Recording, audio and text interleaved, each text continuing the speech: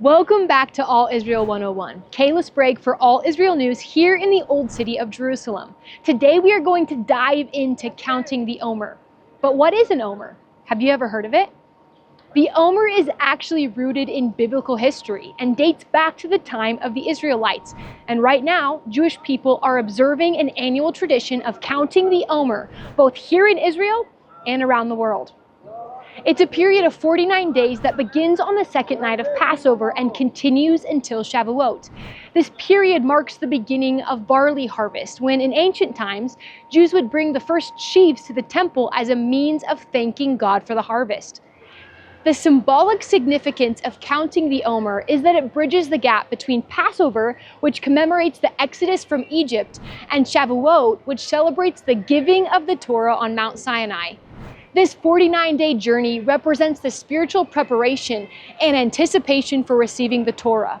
In the Bible, an omer is a unit of measurement for grains like barley. The Torah requires that on the day after Passover, the 16th of Nisan, an offering of barley be brought to the holy temple as an offering. In Leviticus 23 it says, "And the Lord spoke to Moses, saying, Speak to the people of Israel and say to them, When you come into the land I give you and reap its harvest, you shall bring the sheaf, that is, an omer, of the first fruits of your harvest to the priest, and he shall wave the sheaf before the Lord so that you may be accepted. On the day after the Sabbath the priest shall wave it." It goes on to say, "You shall count 7 full weeks from the day after the Sabbath. From the day you brought the sheaf of the wave offering, you shall count 50 days to the day after the 7th Sabbath, that you shall present a grain offering of new grain to the Lord."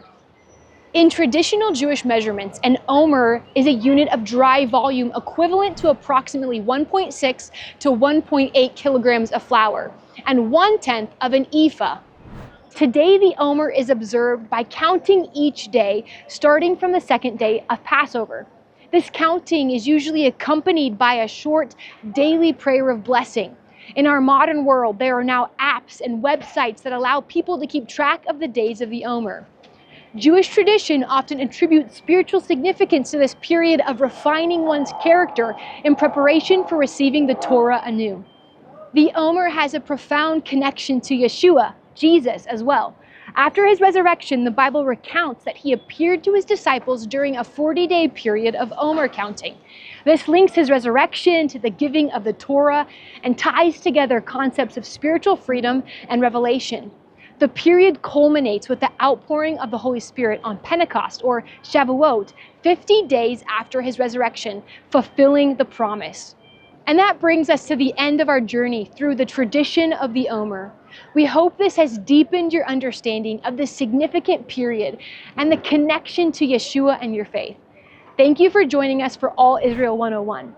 We look forward to exploring more biblical traditions with you very soon.